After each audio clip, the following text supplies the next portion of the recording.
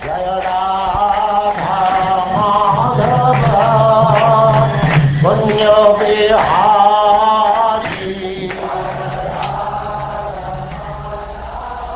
now Chapter 13. Dhritarashtra quits home.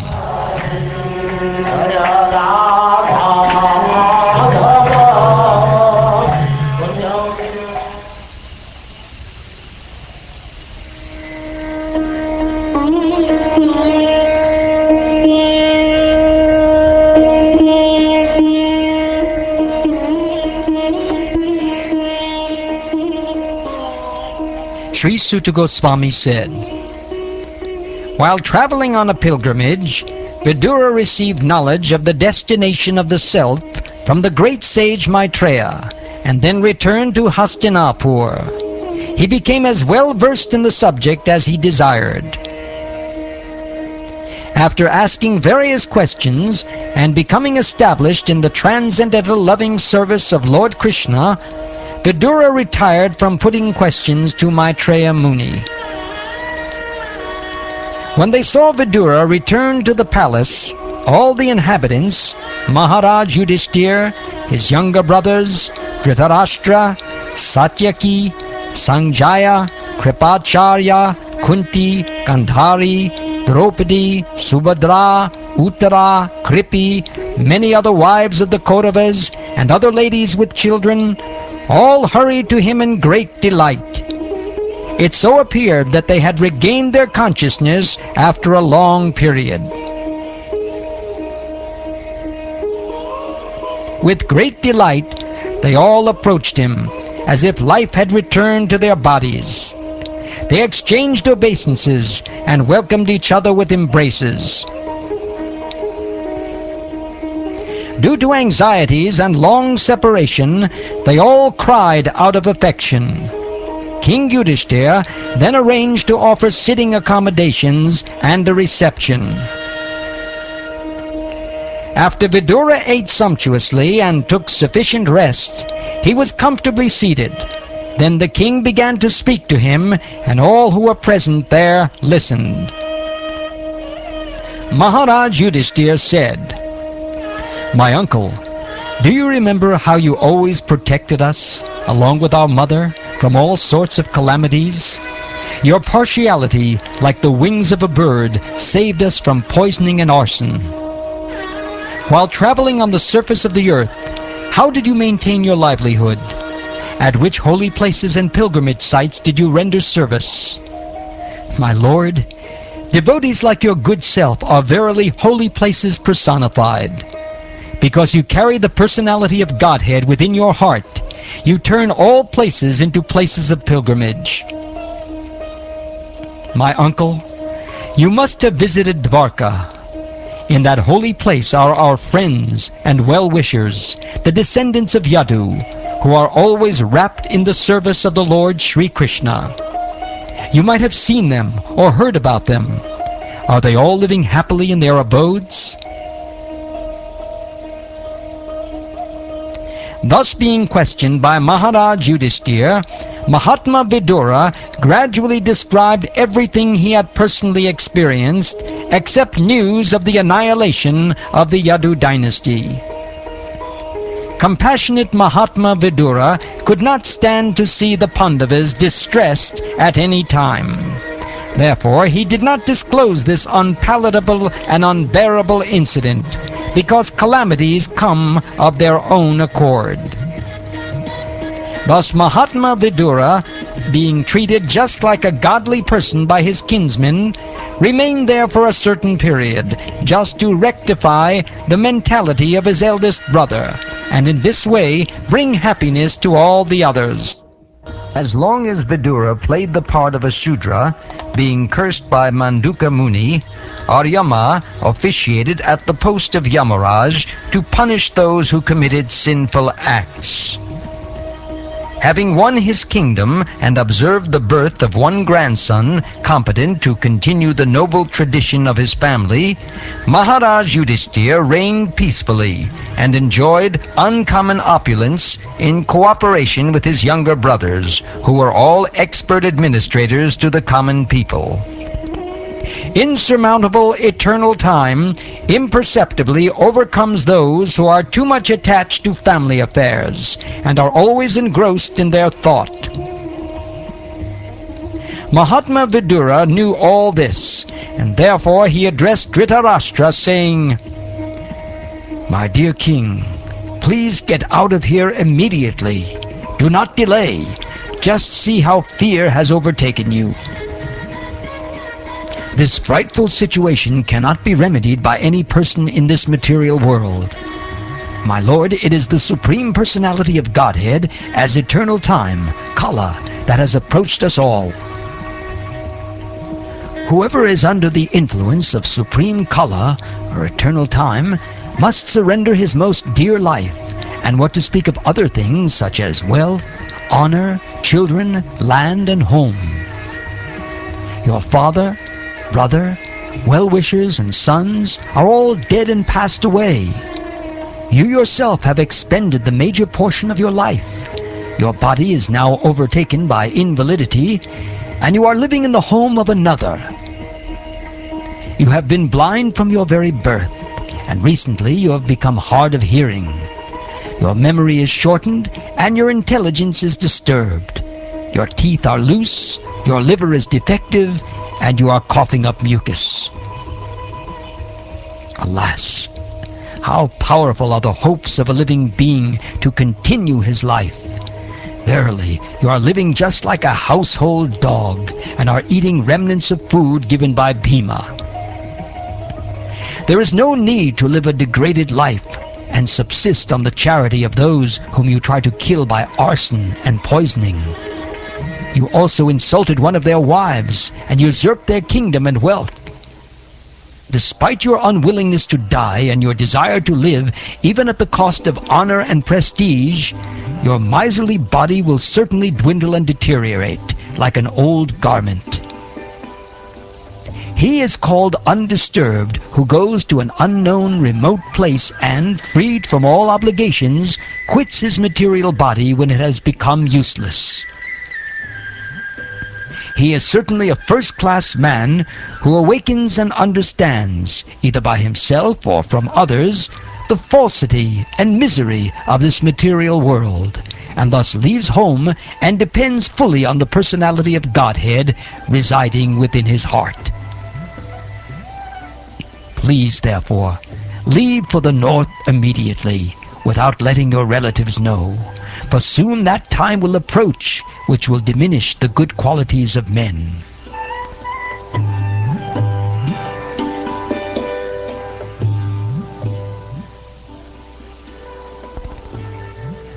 Thus Maharaj Dhritarashtra, the scion of the family of Ajamita, firmly convinced by introspective knowledge, broke at once the strong network of familial affection by his resolute determination. Thus he immediately left home to set out on the path of liberation, as directed by his younger brother Vidura. The gentle and chaste Gandhari, who was the daughter of King Subala of Kandahar, or Gandhara, followed her husband, seeing that he was going to the Himalaya mountains, which are the delight of those who have accepted the staff of the renounced order, like fighters who have accepted a good lashing from the enemy. Maharaj Yudhishthir, whose enemy was never born, performed his daily morning duties by praying, offering fire sacrifice to the sun god, and offering obeisances, grains, cows, land, and gold to the Brahmins.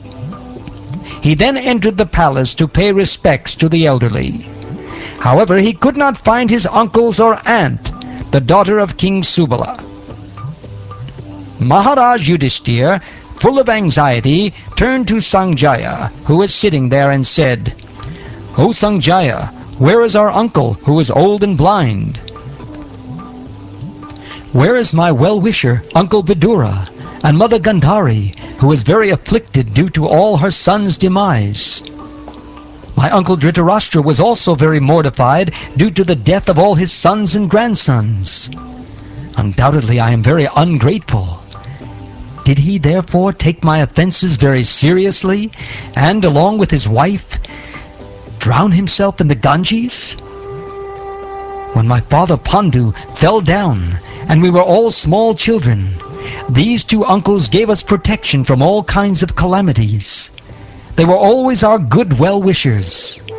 Alas, where have they gone from here? Because of compassion and mental agitation, Sanjaya, not having seen his own master, Dhritarashtra, was aggrieved and could not properly reply to Maharaj Yudhishthira. First he slowly pacified his mind by intelligence, and wiping away his tears and thinking of the feet of his master, Dhritarashtra, he began to reply to Maharaj Yudhishthira. Sanjaya said, "My dear descendant of the Kuru dynasty, I have no information of the determination of your two uncles in Gandhari. O king, I have been cheated by those great souls." While Sanjaya was thus speaking, Sri Narad, the powerful devotee of the Lord, appeared on the scene carrying his tumburu. Maharaj Yudhishthira and his brothers received him properly by getting up from their seats and offering obeisances. Maharaj Yudhishthira said, "O godly personality, I do not know where my two uncles have gone, nor can I find my ascetic aunt, who is grief-stricken by the loss of all her sons. You are like a captain of a ship in a great ocean, and you can direct us to our destination."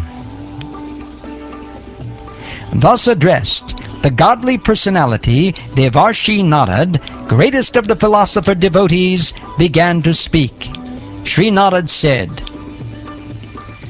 "O pious king, do not lament for anyone, for everyone is under the control of the Supreme Lord. Therefore, all living beings and their leaders carry on worship to be well protected. It is He only who brings them together and disperses them. As a cow, bound through the nose by a long rope, is conditioned, so also human beings are bound by different Vedic injunctions and are conditioned to obey the orders of the Supreme. As a player sets up and disperses his playthings according to his own sweet will, so the supreme will of the Lord brings men together and separates them. O king, in all circumstances, whether you consider the soul to be an eternal principle, or the material body to be perishable, or everything to exist in the impersonal absolute truth, or everything to be an inexplicable combination of matter and spirit, feelings of separation are due only to illusory affection and nothing more. Therefore, give up your anxiety due to ignorance of the self.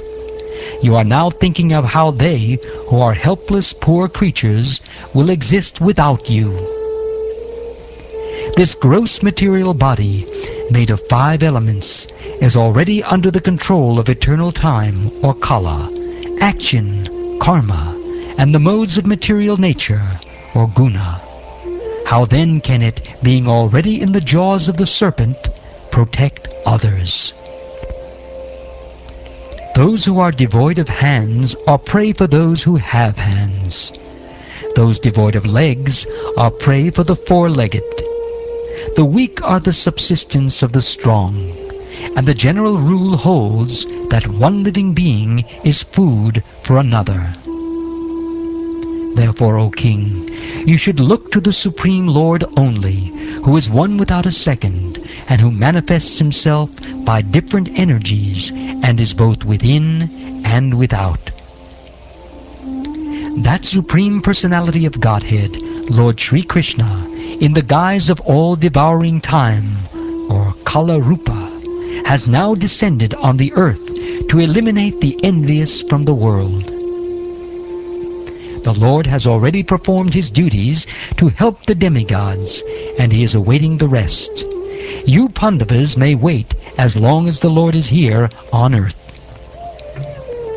O king, Your uncle Dhritarashtra, his brother Vidura, and his wife Gandhari have gone to the southern side of the Himalaya mountains, where there are shelters of the great sages. The place is called Saptasrota, which means divided by 7, because there the waters of the sacred Ganges were divided into 7 branches. This was done for the satisfaction of the 7 great rishis. On the banks at Saptasrota, Dhritarashtra is now engaged in beginning Ashtanga Yoga by bathing 3 times daily, in the morning, noon, and evening, by performing the Agnihotra sacrifice with fire, and by drinking only water. This helps one control the mind and the senses, and frees one completely from thoughts of familial affection. One who has controlled the sitting postures, such as the yogic asanas and the breathing process, can turn the senses toward the absolute personality of Godhead, and thus become immune to the contaminations of the modes of material nature, namely mundane goodness, passion, and ignorance. Dhritarashtra will have to amalgamate his pure identity with intelligence, and then merge into the Supreme Being with knowledge of his qualitative oneness as a living entity with the Supreme Brahman. Being freed from the blocked sky, he will have to rise to the spiritual sky. He will have to suspend all the actions of the senses, even from the outside, and will have to be impervious to interactions of the senses, which are influenced by the modes of material nature. After renouncing all material duties, he must become immovably established beyond all sources of hindrances on the path.